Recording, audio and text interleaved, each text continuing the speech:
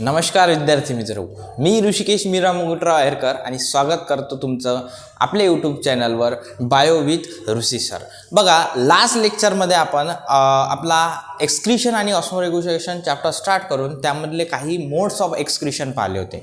आज आपण स्टार्ट करणार आहे ह्यूमन एक्सक्रेटरी सिस्टीम, म्हणजेच ह्यूमन एक्सक्रेटरी सिस्टीमबद्दल डिटेल व्ह्यूमधून आपण या आजच्या लेक्चरमधून जाणार आहे. ठीक आहे, तर ह्यूमन एक्सक्रेटरी सिस्टीम काय हे समजण्यासाठी आपल्याला आता कॉन्सन्ट्रेट करावं लागेल आजच्या लेक्चरवर. त्यासाठी बघा, human excretory system. In human excretory system consist of. आता ह्यूमन एक्सक्रेटरी सिस्टीममध्ये मेनली कोणते ऑर्गन्स असतात त्याबद्दल आपल्याला जाणून घ्यायचं आहे. जर मेनली पाहिलं, जे मेन ऑर्गन, चार टाइप्सचे मेन ऑर्गन प्रेझेंट असतात. एक म्हणजे असते a pair of kidneys. Kidney पेअरमध्ये प्रेझेंट असते, ज्याला आपण पेअर ऑफ किडनीज म्हणतो. सेकंड आहे अ पेअर ऑफ युरेटर्स. दुसरा ऑर्गन आहे युरेटर्स, जो की पेअरमध्ये प्रेझेंट असते. बघा, पहिला ऑर्गन आहे किडनी, तो सुद्धा पेअरमध्ये प्रेझेंट होता. दुसरा ऑर्गन आहे युरेटर, तो सुद्धा पेअरमध्ये प्रेझेंट आहे. थर्ड ऑर्गन आहे युरिनरी ब्लॅडर, जो की सिंगल प्रेझेंट आहे. आणि फोर्थ आहे युरेथ्रा, हा सुद्धा काय सिंगली प्रेझेंट आहे. हा सुद्धा कसा आहे, सिंगली प्रेझेंट आहे. ठीक आहे, असे चार ऑर्गन पाहिले, pair of kidney, pair of ureters, urinary bladder आणि युरेथ्रा. ठीक आहे, एक एक करून आपल्याला या चारही ऑर्गन आता आपल्याला बघायचे आहे. तत्पूर्वी आपल्या समोर स्क्रीनवर एक डायग्राम दिसत आहे, that is about the human excretory system, ज्यामध्ये तुम्हाला चार मेन ऑर्गन पासून बनलेली तुम्हाला आपली एक्सक्रेटरी सिस्टीम दिसत आहे. एक म्हणजे तुम्हाला बघा पेअरमध्ये दिसते, हा एक आणि हा एक. हे काय, अ पेअर ऑफ किडनीज. ठीक आहे, पेअर ऑफ किडनीज, तुम्हाला किडनीची काय पेअर दिसते. दुसरं काय, हा युरेटर्स आहे, हा एक आहे, हा एक आहे आणि हा एक आहे. असे दोन युरेटर्स, म्हणजे ज्याला आपण पेअर ऑफ युरेटर्स म्हटलेला आहे. त्याच्यानंतर एक सिंगल युरिनरी ब्लॅडर तुम्हाला दिसत आहे, हा सिंगल युरिनरी ब्लॅडर. आणि एक युरिनरी ब्लॅडरला ओपनिंग दिसत आहे खालच्या साईडला, त्याला आपण काय म्हटलेलं आहे, युरेथ्रा. ठीक आहे, म्हणजे pair of kidneys, pair of ureters, urinary bladder आणि युरिनरी ब्लॅडरची ओपनिंग, ज्याला आपण युरेथ्रा म्हटलेलं आहे. या चार ऑर्गन मिळून आपली एक्सक्रेटरी सिस्टीम म्हणजे ह्यूमनची एक्सक्रेटरी सिस्टीम फॉर्म झाली आहे. This is about the diagram of human excretory system. आता याच्या आपण थेरी पार्टकडे वळूया. ठीक आहे, तर बघा, दीज आर बीन शेप. बीनच्या शेप सारखी तुम्हाला हा ऑर्गन दिसते. कलरचा जर विचार केला तर रेडिश ब्राऊन ऑर्गन आहे. रेडिश ब्राऊन म्हणजे डार्क रेडिश आणि थोडासा ब्राऊन कलरमध्ये हा ऑर्गन आपल्याला दिसते. बीन शेपचा आहे, रेडिश ब्राऊन कलर आहे.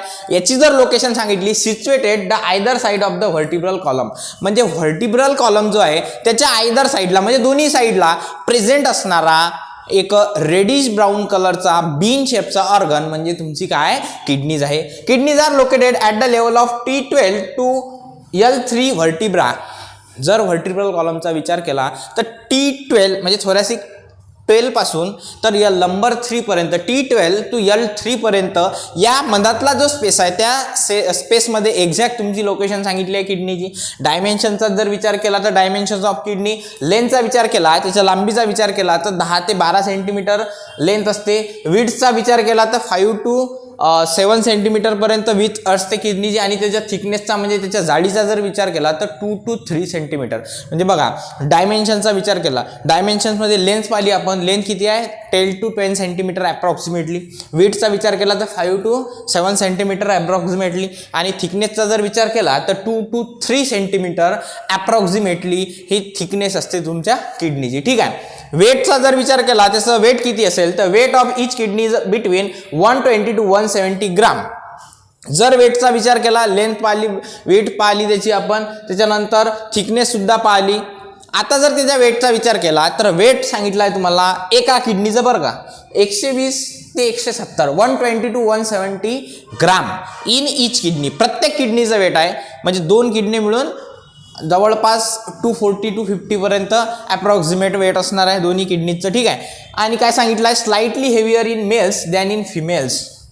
आणि मेल्स आणि फिमेल्समध्ये इथं थोडाफार डिफरन्स सांगितला आहे. मेल्समध्ये स्लाइटली हायर वेट असेल आणि फिमेल्समध्ये स्लाइटली लोअर असेल as weight of the kidney as compared to males and females. थोडाफार काहीतरी फरक असेल.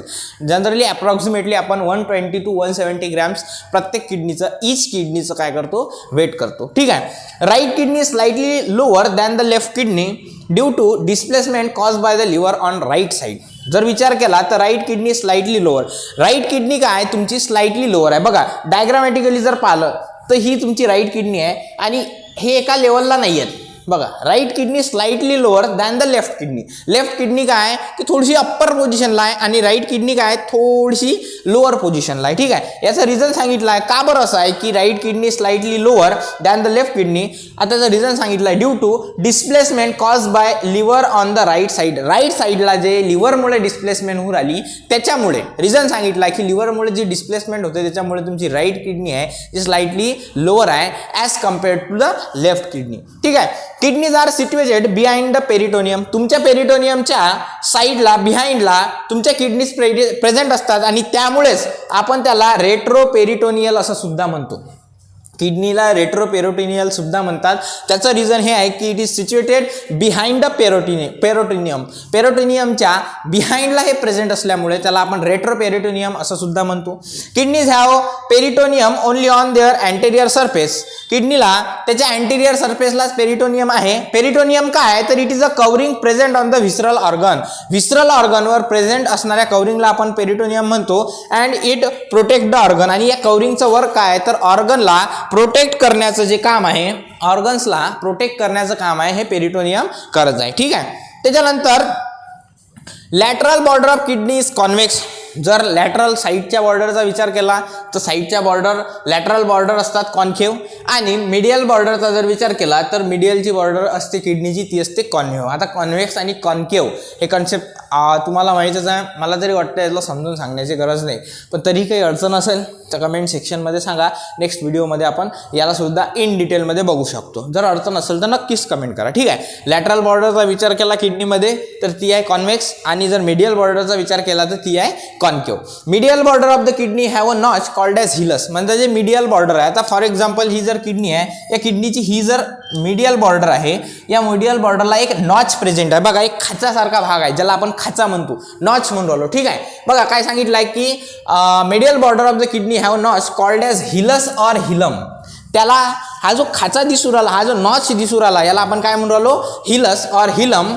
फ्रॉम धिस, आता या हिलस आणि हिलमचं फंक्शन काय, from this point structure like renal artery enter the renal vein ureter leaves the kidney. बघा रिनल आर्टरी आणि रिनल व्हेन काय करू राहिलं, या नॉच मधून एंट्री करू राहिलं किडनीच्या आतमध्ये, आणि युरेटर्स काय करू राहिलं किडनीच्या बाहेर निघून राहिले या नॉच मधून, ज्याला आपण काय म्हटलं hilus or hilum. Hilum or hilus हा मिडियल बॉर्डरला असा एक पार्ट आहे, अशी एक नॉच प्रेझेंट आहे ज्याच्यामधून रिनल आर्टरी आणि रिनल व्हेन एंटर करू राहिला किडनीमध्ये, आणि जो युरेटर आहे तो किडनीच्या बाहेर निघत आहे. ठीक आहे, लक्षात येऊ राहिलं.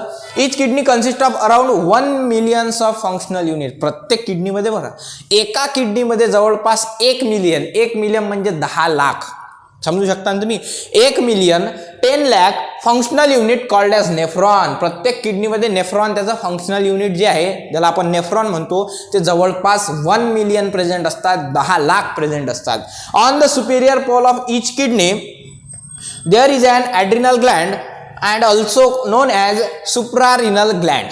बघा आता काय सांगितलं, सुपेरियर पोल. सुपेरियर म्हणजे वरती साईड, म्हणजे सुपेरियर ही वरती साईड. या वरच्या साईडला काय सांगितलं आहे की there is an adrenal Gland. एक ग्लँड प्रेझेंट असते ज्याला आपण ॲड्रिनल ग्लँड म्हणतो, आणि त्याच ग्लँडला आपण सुप्रारिनल ग्लँड सुद्धा म्हणतो. सुप्रारिनल, रिनलच्या वरती प्रेझेंट असणारी, रिनल म्हणजे किडनी, सुप्रारिनल म्हणजे किडनीच्या वरती प्रेझेंट असणारी, म्हणून सुप्रारिनल ॲड्रिनल ग्लँड त्याच्यावरती प्रेझेंट असते. कॅप सारखं स्ट्रक्चर तुमच्या किडनीवर प्रेझेंट असते ज्याला आपण ॲड्रिनल ग्लँड सुद्धा म्हणतो. Kidneys are covered by 3 layer coverings. 3 वेगवेगळ्या टाईपच्या कवरिंग्सनी तुमची किडनी लेअर झालेली आहे. आता 3 वेगवेगळे टाईप्स कोणते आहेत किडनीच्या लेअर्सचे, एक एक करून आपल्याला बघायचं आहे. पहिला जो लेअर आहे रिनल फॅसी आहे, दुसरी आहे ॲडिपोस कॅप्सूल, आणि तिसरा आहे रिनल कॅप्सूल. ठीक आहे, 3 लेअर सांगितले आहेत तुम्हाला ज्या तुमच्या किडनीला लेअर करत आहेत, कव्हर करत आहेत. एक आहे रिनल फॅसिया, दुसरी आहे ॲडिपोस कॅप्सूल, आणि तिसरी आहे रिनल कॅप्सूल. ठीक आहे, एक एक करून तिन्ही बघून घेऊ आपण. पहिली आहे रिनल कॅप्सूल. आता रिनल फॅसिया. रिनल फॅसियाचं फंक्शन काय आहे तर आउटर मोस्ट टफ लेअर आहे, सर्वात बाहेरची लेअर किडनीची, ज्याला आपण काय म्हटलेलं आहे रिनल फॅसिया. टफ लेअर आहे, बाहेरची असल्यामुळे टफ असणारच. ठीक आहे, टफ लेअर आहे आणि attaches kidney to the abdominal wall and other organ. Abdominal कॅव्हिटीच्या वॉलला अटॅच करून ठेवण्याचं काम जे आहे ते तुमच्या पहिल्या लेअरचं आहे रिनल फॅसियाचं. जे आउटर कवरिंग आहे रफ आहे आणि तुमच्या ॲब्डोमिनल कॅव्हिटीला आणि अदर ऑर्गनला तुमच्या किडनीला अटॅच करून ठेवण्याचं काम ही लेअर करत आहे. समजत आहे ना? ठीक आहे. दुसरी लेअर आहे ॲडिपोस कॅप्सूल. आता ॲडिपोस कॅप्सूलचं फंक्शन काय आहे? मिडल फॅटी लेअर आहे, हेल्प इन द शॉक ॲब्झॉर्बिंग. आता मिडल लेअर ज्याला आपण ॲडिपोस कॅप्सूल म्हटलं, फॅटी लेअर आहे, अशी फॅट्स ज्याच्यामध्ये प्रेझेंट असतील फॅटी लेअर आहे. आणि याचा फंक्शनचा जर विचार केला तर शॉक ॲब्झॉर्बिंग कॅपॅसिटी त्याच्यामध्ये आहे. म्हणजे जे बाहेरून फिजिकली बॉडीला जर काही शॉक बसला तर तो शॉक ॲब्झॉर्ब करता यावा, हे फंक्शन त्या किडनीच्या फंक्शनिंगला शॉक बसू नये, तो बाहेरच ॲब्झॉर्ब केला गेला पाहिजे. यासाठी शॉक ॲब्झॉर्बिंग प्रॉपर्टी जी आहे ही तुमच्या सेकंड मिडल लेअरला ॲडिपोस कॅप्सूलला आहे. ठीक आहे. तिसरी आहे रिनल कॅप्सूल. आता रिनल कॅप्सूल काय की ही इनरमोस्ट लेअर आहे, ट्रान्सपरंट फायब्रस लेअर आहे आणि प्रोटेक्ट फ्रॉम इन्फेक्शन. किडनीला इन्फेक्शनपासून प्रोटेक्ट करण्याचं काम जे आहे हे तुमच्या थर्ड लेअरचं आहे, ज्याला आपण रिनल कॅप्सूल म्हटलेलं आहे. ठीक आहे. आज आपण काय स्टार्ट केलेलं आहे? Human excretory system. Human excretory सिस्टीममध्ये आपण फर्स्ट ऑर्गन त्याच्यामधला पाहिला. जसं की सांगताना सुरुवातीला आपण सांगितलं की 4 वेगवेगळे ऑर्गन प्रेझेंट असतात, pair of kidney, pair of ureters, urinary bladder आणि युरेथ्रा. त्यामधलं किडनीज आज आपण स्टार्ट केलं आहे.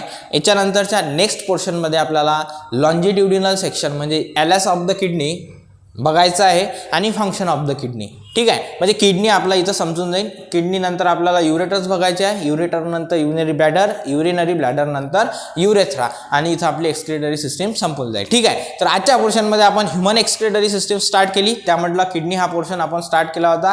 त्यानंतर आता उद्याच्या लेक्चरमध्ये आपल्याला एलएस ऑफ किडनी बघायचा आहे आणि फंक्शन ऑफ किडनी. ठीक आहे. तोपर्यंत तुम्ही हा पार्ट कव्हर अप करून घ्या, रिव्हिजन करा, अभ्यास करा. काही अडचण असली तर कमेंट सेक्शनमध्ये सांगा.